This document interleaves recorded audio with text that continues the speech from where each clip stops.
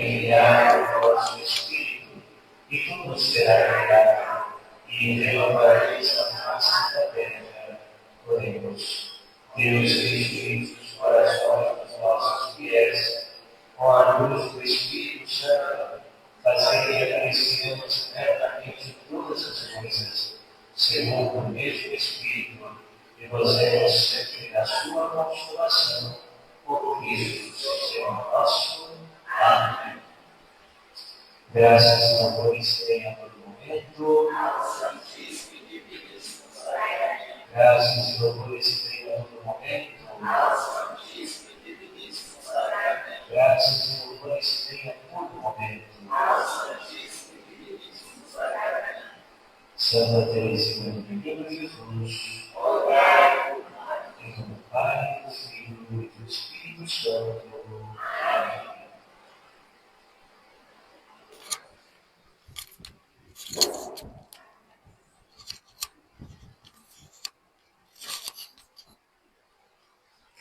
Bom, então, nesse encontro, nós vamos tratar sobre o último dogma, que foi proclamado pela Igreja sobre a Virgem Maria. Trata-se do dogma da sua Assunção. Então, seja bem-vindo à nossa aula, você que está aqui conosco, também por você que nos acompanha através da Rádio Anunciadora.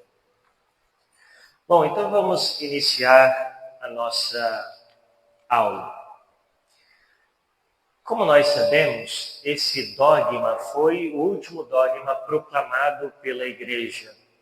Portanto, ele tem apenas 75 anos de idade. Provavelmente, algum ou alguma de vocês, quando o Papa Pio XII proclamou esse dogma, você talvez já tinha vindo a este mundo,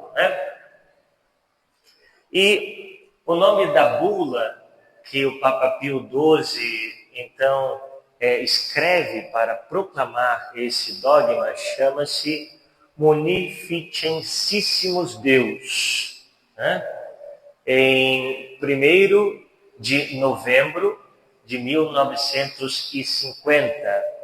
No dia 1º de novembro, nós celebramos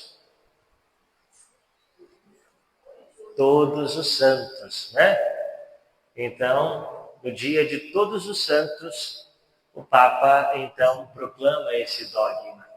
E nessa bula, ali se diz: pronunciamos, declaramos e definimos ser dogma divinamente revelado que a Imaculada, Mãe de Deus, sempre Virgem Maria, cumprido o curso da sua vida terrena, foi assunta em corpo e alma para a glória celeste. Observem o seguinte, que antes de proclamar tal dogma, o Papa coloca todos os outros dogmas anteriores ali.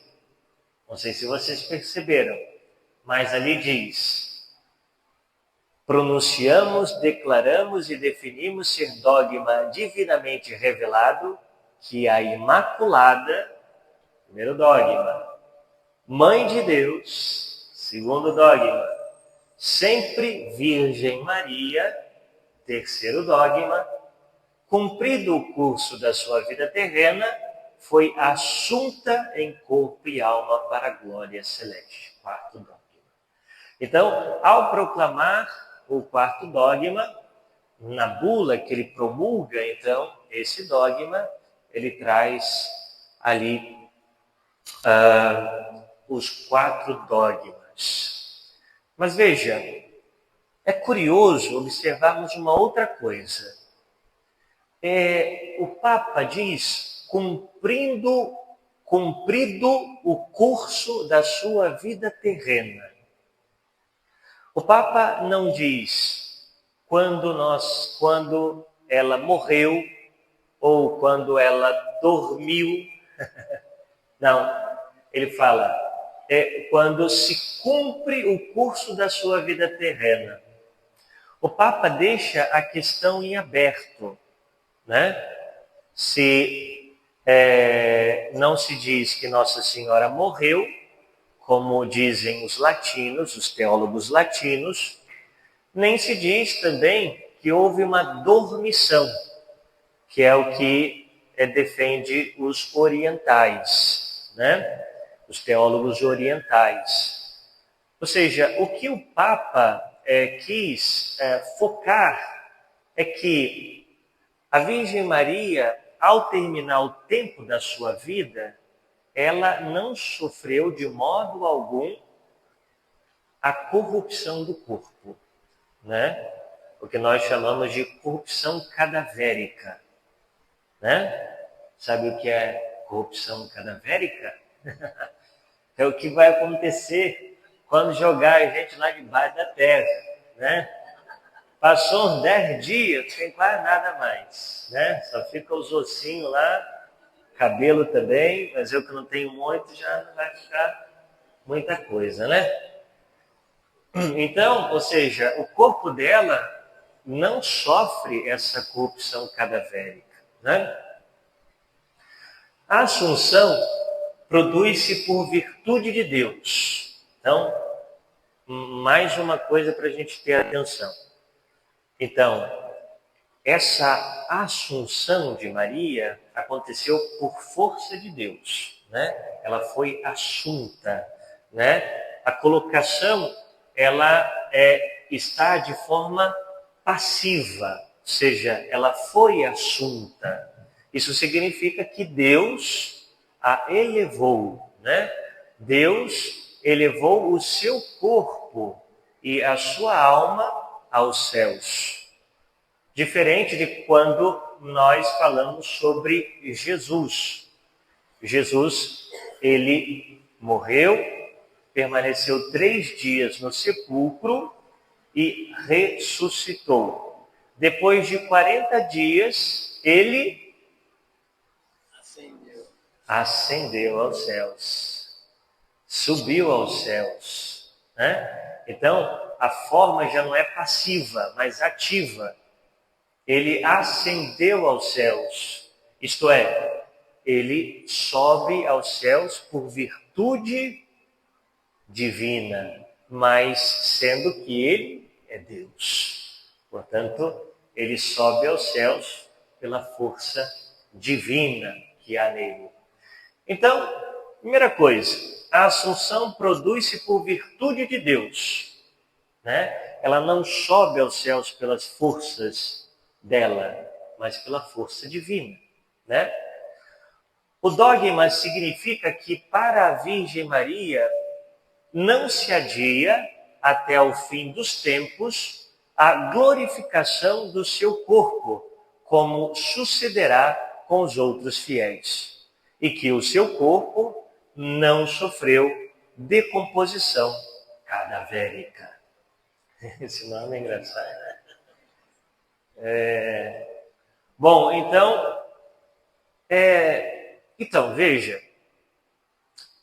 o dogma significa que a Virgem Maria, que para ela não se adia até o fim dos tempos a glorificação do seu corpo. O nosso corpo, ele vai ser glorificado? Sim ou não? Sim, né? Só que o nosso corpo vai ser glorificado não logo depois da nossa morte, mas somente quando houver a ressurreição da carne. E quando se dará a ressurreição da carne? Quando o nosso Senhor voltar em sua glória. Então, o que acontece é o seguinte, com todos nós, né? A gente morre, é enterrado, ou é cremado, ou seja, o que for, né? Então, o nosso corpo acaba, né? Essa terra há de comê-lo, né? E a nossa alma, ela é imortal. Uma vez que a nossa alma é criada por Deus, ela não morre, ela é imortal. Então, a nossa alma que se separa do nosso corpo na morte, ela se encontra imediatamente com Deus. E ali, então, ela saberá qual será o seu destino eterno. Se será o céu ou se será o inferno, né? E aqueles que entrarão no céu, então já vão gozar da alegria eterna de estar na presença de Deus, mas o seu corpo só será glorificado, só vai experimentar também a alegria do céu quando nosso Senhor voltar e houver a ressurreição dos corpos. Então, haverá a ressurreição dos corpos, aqueles que, então, estarão no céu, o seu corpo ressuscitará para habitar o novo céu e a nova terra, e aqueles que foram condenados, né, o seu corpo ressuscitará para padecer eternamente no inferno, né? Então, assim se dará quando nosso Senhor voltar, né? Ok? Alguma questão aqui? Alguma dúvida? Não, né? Ok, vamos seguir então.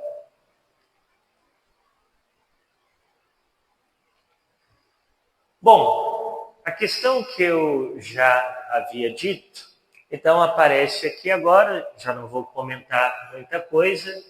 Pio XII, ali na bula, quis prescindir na definição dogmática da questão sobre a morte de Maria na fórmula definitória, ou seja, ele não quis definir, né, se houve morte, dormição, etc., né?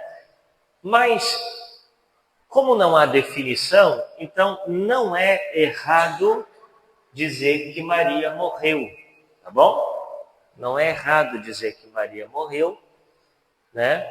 Porque quando os orientais falam sobre dormição, é porque tratam a morte de Nossa Senhora de uma forma, diríamos assim, como se ela morresse e a sua morte fosse uma morte de amor, né? A sua morte de amor por seu Filho Jesus Cristo. Então, como que um repouso, uma dormição, né? Mas a questão que o Papa quer chamar a atenção, e de fato isso é o dogma, é de que o seu corpo não sofre decomposição. Ou seja, não tem, diríamos assim, nenhuma decomposição. E por isso, o seu corpo imediatamente após o final dessa vida é glorificado. Imediatamente. Essa é a questão. Ok?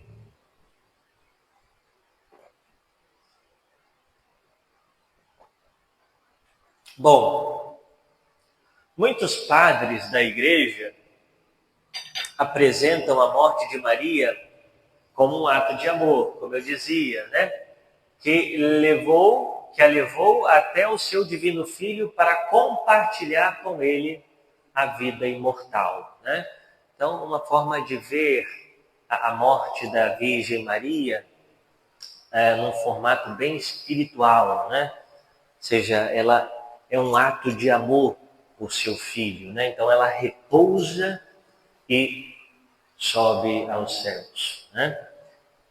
Mas também não é equivocado, não tem problema nenhum dizer que Maria morreu, né? Algumas pessoas às vezes se escandalizam. Ah, como assim? Maria morreu? Ah, Jesus não morreu, meu Deus. Jesus, sendo Deus, não morreu, né? Nossa Senhora, então não há problema em dizer isso, né? E em Gênesis 3,15 já aparece uma fundamentação desse dogma. Assim como os outros dogmas, sobretudo o dogma da Imaculada Conceição, também, ou seja, o fundamento, diz a Igreja, está na Sagrada Escritura desse dogma. Só que não de uma forma explícita, mais implícita. E, por isso, é necessário observarmos, né, essas leituras. Bom, então, aqui, um dos fundamentos desse dogma, novamente nós vamos a Gênesis 3:15, né? Lembrando que essa passagem de Gênesis 3:15 é chamada de proto-evangelho. Proto quer dizer primeiro, né?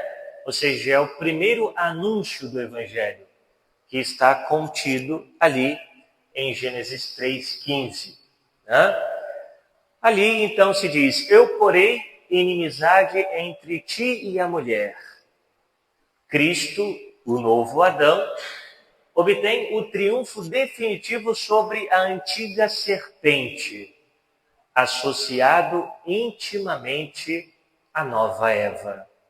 Então, assim como Cristo obtém o triunfo, a Virgem, a nova Eva, Nossa Senhora, também obtém esse triunfo sobre o demônio.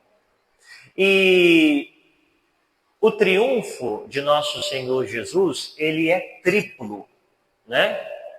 Jesus, ele triunfa, ele vence, né? O pecado, a concupiscência e a morte, né? Então Jesus, a vitória de Jesus é sobre essas três coisas. Jesus vence o pecado, quando ele vence o demônio, a concupiscência e a morte. Se Jesus vence a morte, triunfa sobre a morte, e a Virgem Maria participa desse triunfo de nosso Senhor, então, por isso, ela é preservada da corrupção do seu corpo. Ela é preservada dessa morte que entendemos que é a dissipação, né? Que é, diríamos assim, a corrupção do nosso corpo. Ok? A primeira redimida. Por que Maria foi a primeira redimida? Porque ela é imaculada. Então, se ela é imaculada, ela foi a primeira redimida por seu filho, né? Lembra lá naquela aula sobre a Imaculada Conceição, que nós dizíamos que Maria foi salva por nosso Senhor. Mas a salvação que ela recebeu não foi uma salvação deliberativa, como a salvação que nós recebemos. Mas a salvação que Nossa Senhora recebeu foi uma salvação antecipada, né? Preventiva, não é? Ela foi salva preventivamente pelos méritos de Jesus. E essa salvação se deu na sua concepção. Ela foi concebida sem pecado original. Ok? Então, se Maria é a primeira redimida, ela foi a primeira a ser salva por nosso Senhor no ventre de sua mãe, então ela foi libertada da morte à semelhança de Cristo. Né? A primeira redimida foi libertada da morte à semelhança de Cristo. Cristo venceu a morte ou não venceu? Né? Cristo venceu o pecado ou não venceu? Bom, então, vamos seguir em frente. Alguma dúvida? Não. Mais uma fundamentação bíblica nós encontramos novamente em Lucas 1:28. Na descida do anjo Gabriel, que anuncia a Maria que ela seria a mãe do Salvador. E ele a saúda dizendo, cheia de graça, plena de graça, né? que haritomene, feita cheia de graça, poderíamos assim traduzir, né? A graça redunda em toda pessoa, ou seja, toda pessoa de Maria, cheia de graça, na unidade de alma e de corpo. A plenitude da graça deve corresponder à plenitude de glória. Então, se ela recebe a plenitude da graça, ela, então, deve também receber, no final do curso da sua vida, a plenitude de glória. Ok? Por isso, ela foi assunta com o seu corpo glorificado, né? Mas vamos mais uma fundamentação bíblica em Apocalipse de São João, capítulo 12, versículo 1. A mulher vestida de sol. Quem é esta mulher vestida de sol? Ou seja, uma mulher imersa na luz de Deus, que habita porque ela habita nele. Olha só, que bonito isso. Por que essa luz, essa imersão na luz de Maria? Porque essa luz habita também nela e ela habita nessa luz.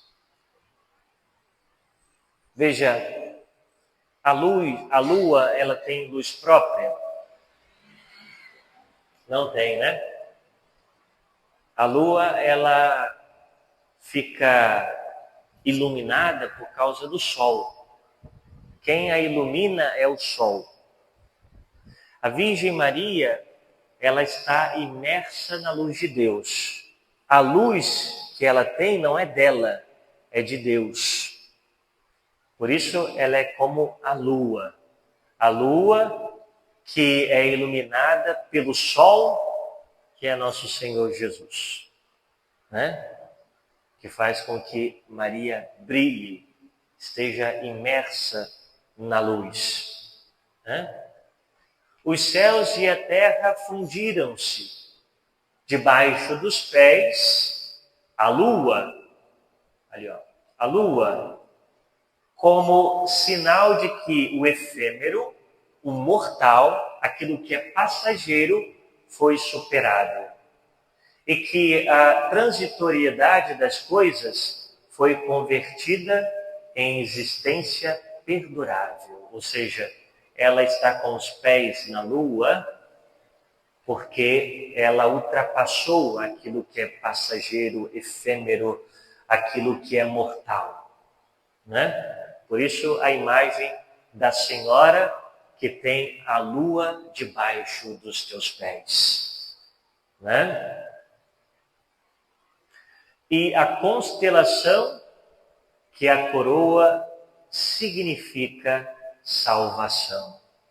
Ali, tendo uma coroa de estrelas em sua cabeça, significando, então, a salvação que ela recebeu, né? E ali a quantidade de estrelas são 12 estrelas, simbolizando os 12 apóstolos e as 12 tribos de Jacó. Tá certo? E quem então faz essa interpretação belíssima para nós foi o Papa Bento XVI, uma catequese do Ângelus em 2006. Vamos seguir?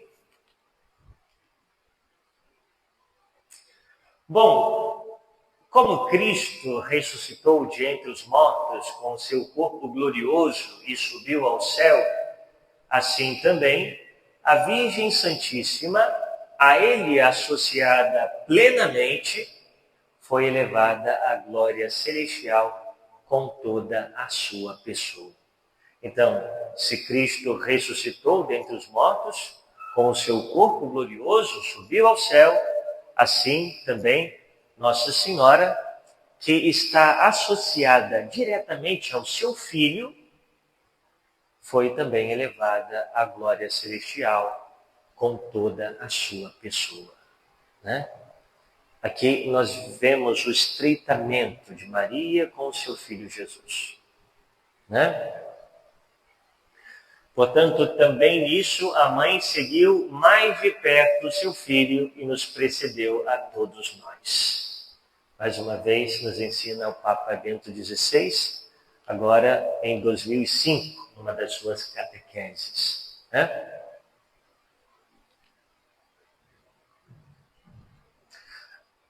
A participação da Virgem na vitória de Cristo não poderia considerar-se plena sem a glorificação corporal antecipada de Maria.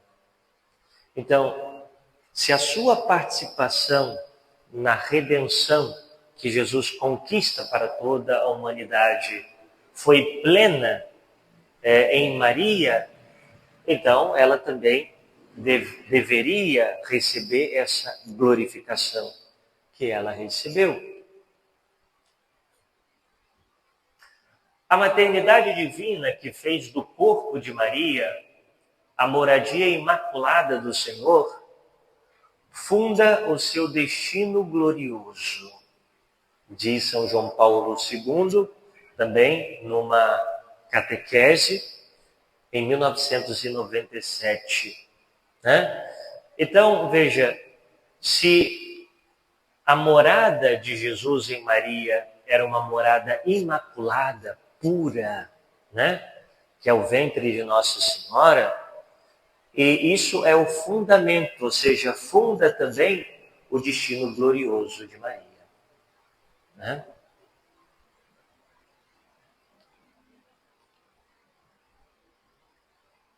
Portanto, se Adão e Eva introduziram no mundo a morte da alma, que é o pecado, e também a morte do corpo, Cristo e Maria foram causa de vida para a alma, a graça que nos é comunicada, e para o corpo, a ressurreição.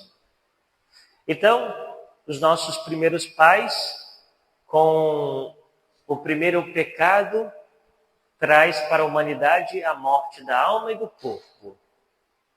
Com o novo Adão e a nova Eva, isto é, Cristo e Maria, então nos é dado a graça que dá vida à alma, que ressuscita a alma, e também a ressurreição do corpo, né? Então, vemos claramente como que Deus restaura a humanidade, né? E há uma harmonia da Assunção com o dogma da Imaculada, né? Há uma harmonia entre esses dois dogmas. Se a ressurreição é o triunfo e o troféu da redenção, né? Nós dizemos, Cristo é ressuscitado, está vitorioso, né? Então, a ressurreição é o triunfo da redenção, o troféu da redenção. Então, há uma redenção preventiva, que foi a redenção de Maria, e antecipada corresponderá também a uma antecipada ressurreição. Veja, se Maria recebeu a salvação antecipada no ventre de sua mãe, isso corresponde também a uma ressurreição antecipada, né? Aqui é uma coisa lógica, tá certo? Ok? Também o dogma da Assunção tem uma harmonia com o dogma da maternidade virginal. A verdade do parto virginal proclama o decreto divino de preservar em absoluto a integridade corporal da Mãe de Deus. Então veja, se Maria não fosse virgem perpetuamente, então não haveria uma integridade corporal, logo haveria uma corrupção do seu corpo.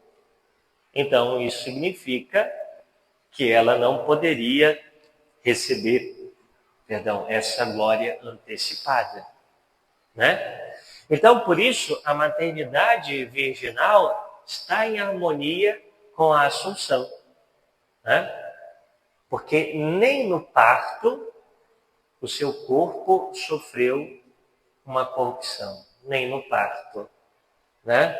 Então, por isso, ela sendo virgem perpétua, então, em absoluto, ela não sofre corrupção corporal, ela tem o seu corpo íntegro, para que então ela receba essa glorificação antecipada. Ok? Mas também, nesse dogma da Assunção, há uma harmonia com o amor de Cristo por sua mãe. Como nos teríamos comportado se tivéssemos podido escolher a nossa mãe, né? Imagine se a gente pudesse escolher a nossa mãe. Como é que a gente ia se comportar, né? Diz São José Maria: julgo que teríamos escolhido a que temos, enchendo-a de todas as graças, né? Foi o que Cristo fez, pois sendo onipotente, todo-poderoso, sapientíssimo e o próprio amor, seu poder realizou todo o seu querer. Os teólogos formularam com frequência um argumento semelhante, tentando compreender de algum modo o significado desse cúmulo de graças de que se encontra revestida Maria e que culmina com a Assunção aos céus. Dizem: convinha, Deus podia fazê-lo e por isso o fez. Alguns teólogos vão dizer: Deus poderia fazer um mundo mais perfeito. No entanto, não poderia fazer uma mulher mais perfeita do que Maria, né? Ou seja, porque ela foi concebida sem pecado, né? Porque ela não teve pecado pessoal, porque ela foi virgem antes, durante e depois do parto, porque foi escolhida para ser a mãe de Jesus.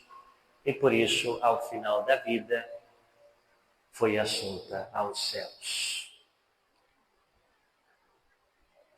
A Assunção de Maria é o argumento ou prova de que todos os fiéis, dos quais a Virgem Santíssima é mãe, isto é, todos nós, estarão um dia com seus corpos glorificados junto a Cristo glorioso. O nosso futuro não é uma utopia, não é utópico, é uma realidade existente em Cristo e Maria.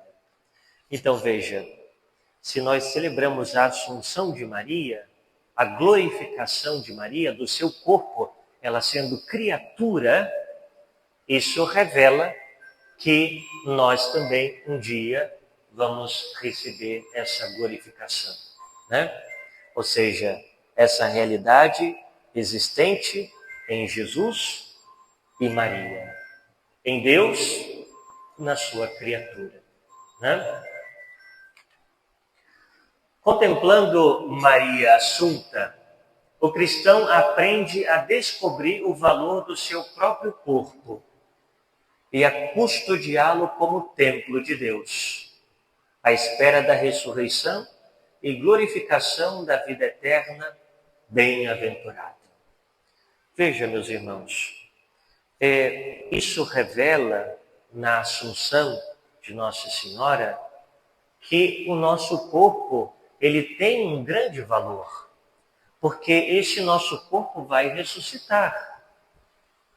E por isso, o nosso corpo, ele é templo de Deus. Por isso, devemos cuidar do nosso corpo, por isso, zelar pelo nosso corpo, respeitar o nosso corpo e o corpo dos demais, porque é templo de Deus e será, então, glorificado. E veja, meus irmãos, é bom que entendamos um pouco isso, até mesmo sobre o argumento que até religiosos não católicos, mas denominados cristãos, defendem um argumento sobre a questão do aborto. Uma vez eu vi um desses religiosos, de algumas igrejas por aí, dizendo que diante de uma sociedade em que vivemos, de uma família muito pobre, em que os seus pais não teriam condições nenhuma de criar os seus filhos ou cuidar dos seus filhos, seria, diríamos, palavras dele, seria lícito então tirar a vida, impedir que essa criança viesse a esse mundo. E qual é o argumento dele? Que essa criança vai sofrer muito. Essa criança vai sofrer, vai se tornar talvez um marginal, vai passar fome, etc, etc, etc. Então, para que não sofra, seria melhor, então, não deixar vir a este mundo. Mas esse argumento da ressurreição nos mostra claramente o contrário. Que quando Deus cria uma alma, essa alma ela está chamada a viver eternamente. Isso significa que mesmo que uma criança venha a este mundo e passe por muitos sofrimentos, ou seja, seja abandonada pelos seus pais, talvez caia no mundo do crime, etc, etc, essa criança, esse ser criado por Deus, está chamado a viver para sempre com Deus. Uma vez que Deus cria uma alma, essa alma é para sempre.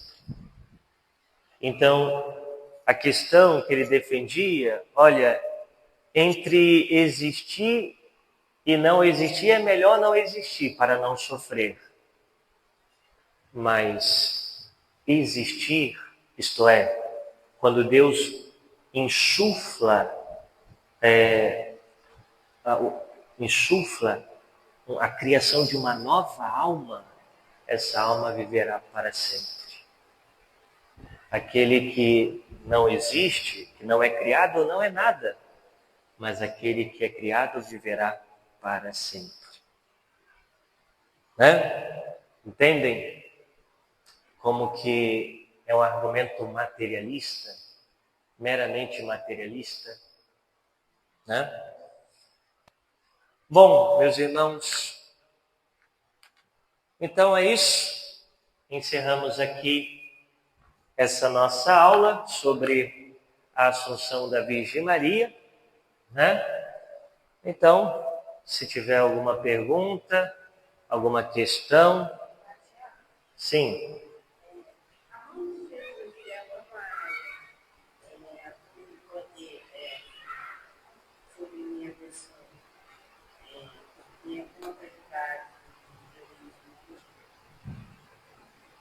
Não entendi. Fala um pouquinho mais alto. A mãe de Jesus é a oportunidade de poder domínio sobre a minha autoridade. Se a mãe de Deus, Nossa Senhora, tem alguma autoridade sobre você? Sim, ela tem uma autoridade sobre você, porque ela é a sua mãe espiritual, né? Então, ou seja, ela intercede por cada um de nós, ela tem uma autoridade de mãe, e sendo uma autoridade, ela pode nos corrigir, nos ensinar, ela pode nos ajudar a alcançarmos a nossa salvação, né? Isso. Mais alguma questão?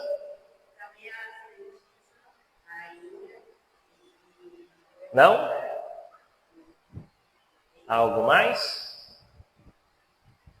Então vamos encerrar. Então vamos pedir a Deus a sua bênção. Em nome do Pai, do Filho e do Espírito Santo. Nós vos damos graças, Senhor Deus onipotente, por todos os vossos benefícios, vós que viveis e reinais pelos séculos dos séculos. O Senhor esteja convosco. Abençoe-vos o Deus Todo-Poderoso, Pai, Filho e Espírito Santo. Amém.